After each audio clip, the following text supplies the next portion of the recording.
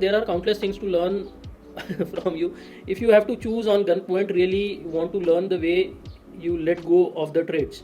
Yes, I would also. I mean, that is the probably one thing that I'm really proud of. Usually, I try to avoid being proud of things because then that can lead to again bias. But this is one thing that I really congratulate myself on about letting trades go.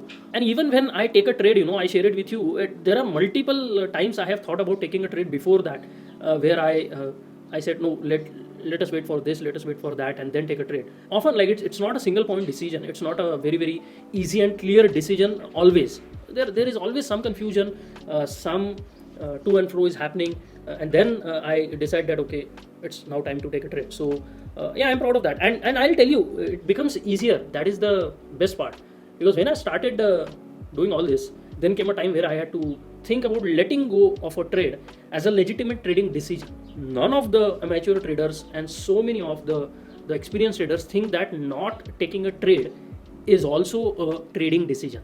They don't think that. They believe that unless and until you have an entry, exit, and stop loss, it is not considered a trading decision. Not for me. For me, if I decide not to take a trade based on certain analysis or observation of the market, it is a legitimate trading decision. As you start becoming better and better, learn more, understand more, these things will be of importance to you more than taking a trade, more than making that money for the week or for the day or for the month, because you know that a single day, single week, single month, or a single trade does not define you as a trader.